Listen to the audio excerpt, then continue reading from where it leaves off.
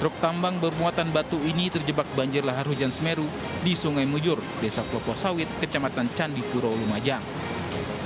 Supir truk bernama Heru nekat menaikkan muatan batu di tengah jalur aliran lahar. Padahal wilayah puncak Gunung Semeru sedang diguyur hujan.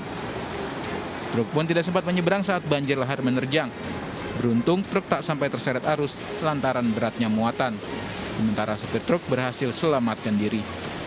Paginya kan pas jam 3 itu banjir masih belum datang. Nah, supirnya itu bukan supir aslinya, Mas. Nah, pas mau muat batu itu tiba-tiba air datang ya? Tiba-tiba air udah besar dari arah sana. Di sini hujan enggak tadi, Mas? Enggak hujan.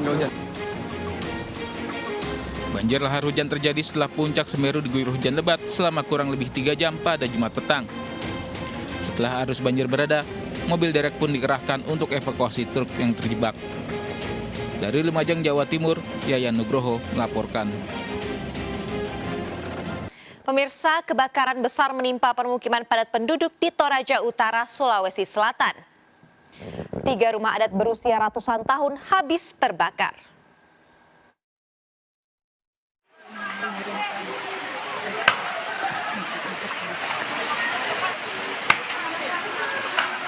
Malu parambe kita siatu binendo malu rukumpai. Iya, apa ya teh? Malu rukum kanoni. Mana tani pa?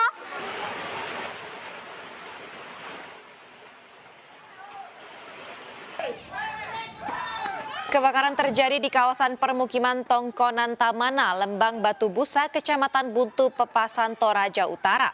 Warga berusaha memadamkan api dengan peralatan seadanya, namun bangunan yang terbuat dari kayu membuat api dengan cepat membesar dan menjalar. Kebakaran menghanguskan 3 unit tongkonan rumah adat Toraja, 5 unit lumbung padi khas Toraja, dan 2 rumah panggung. 5 kepala keluarga kehilangan tempat tinggal dan juga harta benda. Kerugian ditaksir 2 miliar rupiah. Penyebab kebakaran saat ini masih dalam penyelidikan polisi. Pemirsa, unjuk rasa berujung ricuh terjadi saat mahasiswa di Polewali Mandar menuntut pemungutan suara ulang di kantor KPUD Polewali. Massa menilai KPU melakukan pelanggaran karena membiarkan adanya kecurangan.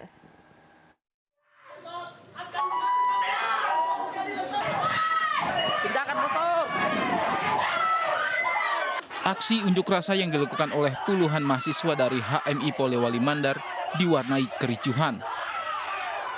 Massa meminta KPU mengevaluasi pemungutan suara yang diduga banyak kecurangan dan meminta pemungutan suara ulang dilakukan. Kericuhan berawal saat mahasiswa menyampaikan aspirasinya di kantor KPU Polewali Mandar. Namun demonstrasi memanas saat massa memaksa masuk ke kantor KPU untuk bertemu dengan Komisioner KPU Polewali Mandar. Aksi tersebut dihalangi pihak kepolisian hingga berujung saling dorong. KPU adalah bagaimana persoalan-persoalan kesalahan-kesalahan teknis di lapangan itu diselesaikan secara cepat. Karena jangan sampai terjadi lagi, karena sekarang kan sudah terjadi PSI khususnya di Kecamatan Toraja. Pihak KPU Polman menerima masukan dari mahasiswa, namun tidak bisa melakukan pemungutan suara ulang karena melewati batas waktu. Persoalan keraguan sama penyelenggara, substansinya itu sih, apalagi khususnya teman-teman di lapangan. Tapi saya sudah menampung tadi, saya minta memasukkan beberapa data yang dimaksud supaya tidak hanya sekedar asumsi. Jadi petanya tadi sudah memasukkan juga data-data ke Bawaslu. Selain mendatangi KPU Polman, massa juga berunjuk rasa di depan kantor Bawaslu. Mereka meminta pengawasan pemilu diperketat dan pelanggaran ditindak tegas. Dari Polewali Mandar, Sulawesi Barat, Huzair Jainal melaporkan.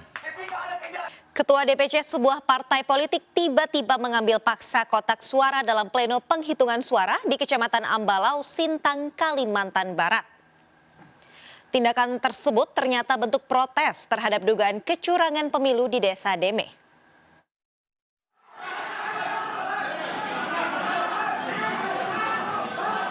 Video amatir memperlihatkan Ketua DPC Partai Gerindra Kabupaten Sintang tiba-tiba mengambil paksa sebuah kotak suara dalam pleno penghitungan suara di Kecamatan Ambalau, Kabupaten Sintang.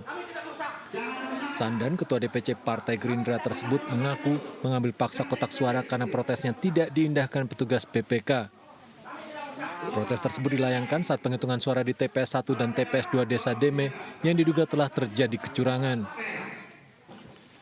Sandan menyatakan telah mencatat dan melaporkan sejumlah dugaan pelanggaran ke Bawaslu.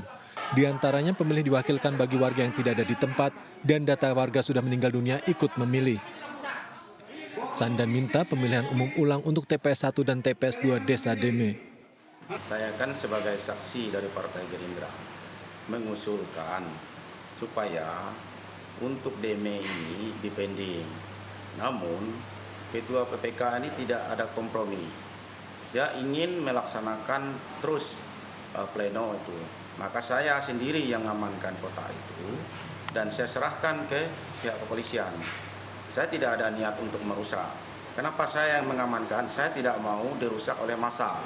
Karena massa saya cukup banyak di luar.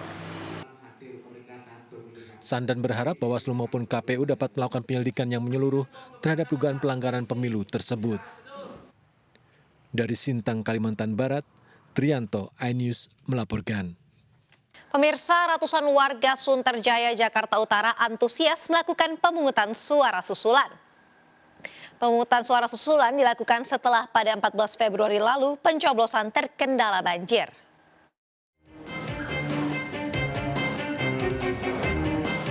Ratusan warga mendatangi tempat pemungutan suara susulan 143 Sunterjaya, Tanjung Priok, Jakarta Utara. Sebanyak 275 daftar pemilih tetap harus melakukan pencoblosan susulan karena pada tanggal 14 Februari kemarin tidak dapat melakukan pencoblosan akibat banjir. Meski harus menunggu selama 2 minggu, tidak menyurutkan antusias warga untuk berikan hak suaranya. Kemarin ada kendala dari TPS-nya, katanya ada kendala lah basah TPS-nya apa hujan ya itu katanya. Sempat menyempatkan Bu ya sampai 2 minggu tertunda tuh ya. Menyempatkan, soalnya saya juga mau OTW kerja juga sekarang. Oke.